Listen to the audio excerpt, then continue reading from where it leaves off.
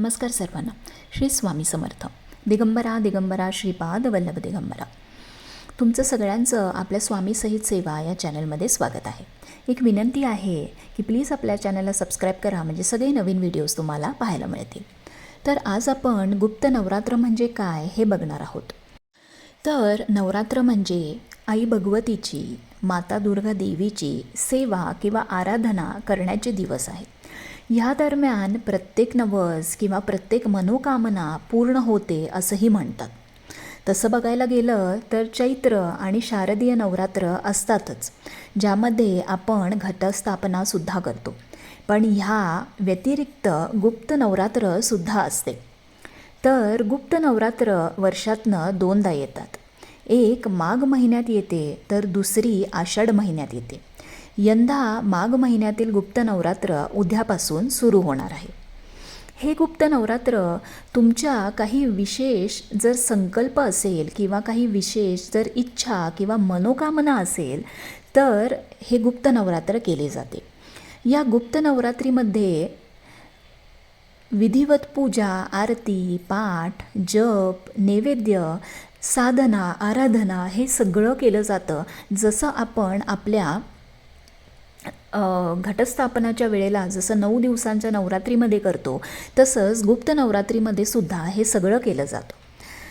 गुप्त नवरात्र हे सगळ्यांसाठीच आहे, पण हे गुप्त नवरात्र हे ऋषीमुनी, संत आणि साधकांसाठी जास्त खास किंवा विशेष आहे.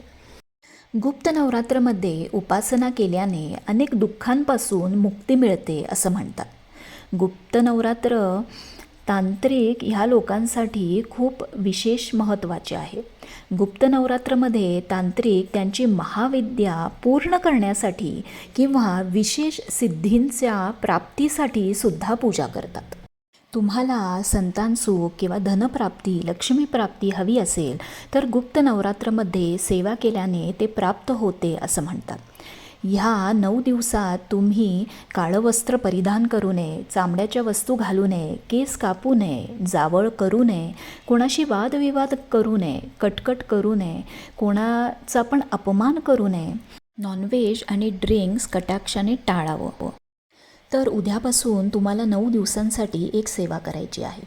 तर उद्यापासून तुम्हाला 9 दिवस शुद्ध गाईचा तुपाचा दिवा लावायचा आहे.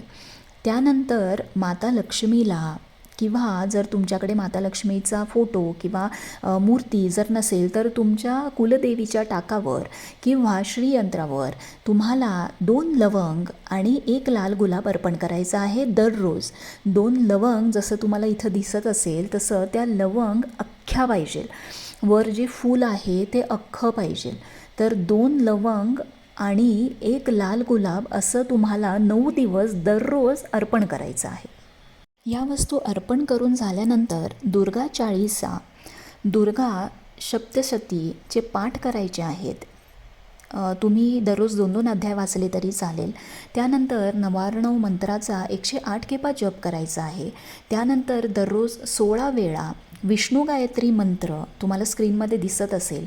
लक्ष्मी गायत्री मंत्र हा पण 16 वेळा करायचा आहे आणि 16 वेळा कमलात्मक मंत्र ह्याचा पण आपल्याला जप करायचा आहे.